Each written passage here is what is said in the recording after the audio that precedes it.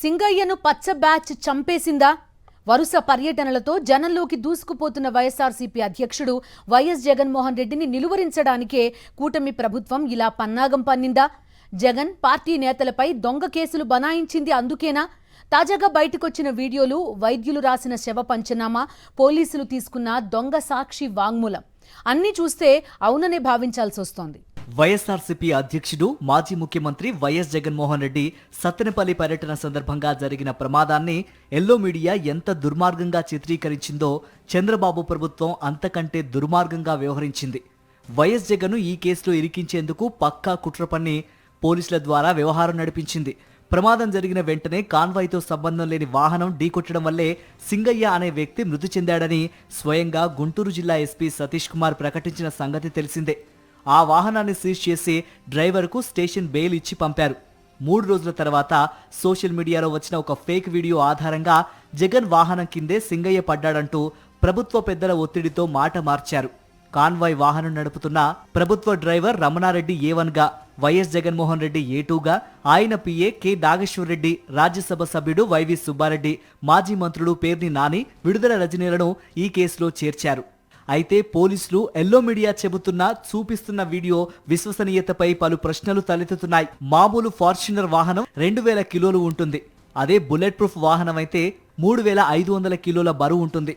అందులో ఉన్న మనుషులతో కలిపి 4000 కిలోలు ఉంటుంది. ఇంత బరువున్న వాహనం ఒక మనిషి మెడపై నుంచి వెళ్తే స్పాట్లోనే నుజ్జుగా మారి చనిపోతాడు. అలాంటిది ఆ వాహనం కిందే పడ్డాడని చెబుతున్న సింగయ్య స్వల్ప గాయాలతో అరగంటకు పైగా స్పృహలోనే ఉండడంతో పాటు కాలు మీద కాలేసుకుని పడుకొని తనను ఆసుపత్రికి తీసుకువెళ్లమని అడుగుతున్న వీడియోలు కూడా వైరల్ అయ్యాయి. స్థానికులు ప్రైవేటు వాహనంలో అతన్ని ఆసుపత్రికి తరలించే ప్రయత్నం చేసినా పోలీసులు ఒప్పుకోలేదు. దాదాపు 30 నిమిషాల తర్వాత అంబులెన్స్ వచ్చే వరకు ఆగి ఆ తర్వాత ఆసుపత్రికి తరలించారు. అప్పటికి కూడా అతను స్పృహలోనే ఉన్నాడు. అతని ఒంటిపై స్వల్ప గాయాలే కనబడుతున్నాయి. వీడియో కూడా అతను కారు టైర్ కింద పడినంత వరకే ఉంది. ఆ తర్వాత అతన్ని బయటకు తీసిన వీడియో ఎందుకు బయటకు రాలేదన్న అనుమానాలు తలెత్తుతున్నాయి. కాబట్టి ఏఐ టెక్నాలజీతో ఈ వీడియోను సృష్టించినట్లు స్పష్టమవుతోంది. పోలీసులు తీసుకున్న సాక్షి వాంగ్మూలం దారుణంగా ఉంది. సింగయ్య వాహనం కింద పడిన తర్వాత కూడా డ్రైవర్ను కారులో ఉన్న జగన్మోహన్ రెడ్డితో పాటు మిగిలిన వారు ఆపకుండా పోనీయమంటూ ఆదేశాలు ఇచ్చినట్లుగా రాశారు. అసలు వీఐపీ వెహికల్లో ఉన్నవారు డోర్ గ్లాసులు వేసిన కారులో మాట్లాడుకున్నవి రోడ్డుపైన ఉన్న సాక్షులకు ఎలా వినబడతాయో పోలీసులకే తెలియాలి. సంఘటన జరిగిన సమయంలో YS Jaganmohan Reddy car foot rest plate పై నిలబడి బయటి ప్రజలకు అభివాదం చేస్తూ ఉండటం ఆ ఫేక్ వీడియోలోనూ స్పష్టంగా కనిపిస్తోంది. దీంతో సాక్షుల పేరుతో అబద్ధపు వాంగ్మూలాలు సృష్టించి ఈ కేసును బనాయించినట్లు కనబడుతోందని న్యాయ నిపుణులు చెబుతున్నారు. పైగా మృతుడి శరీరంపై చిన్న గాయాలు మాత్రమే ఉన్నాయని మార్చురీలో వైద్యులు నోట్ చేశారు.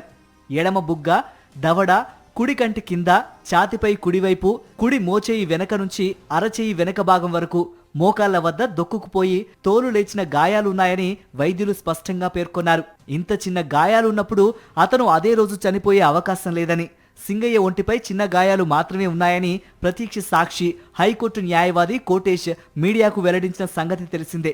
దీన్ని బట్టి ఇది కుట్ర అని స్పష్టంగా తెలుస్తోంది.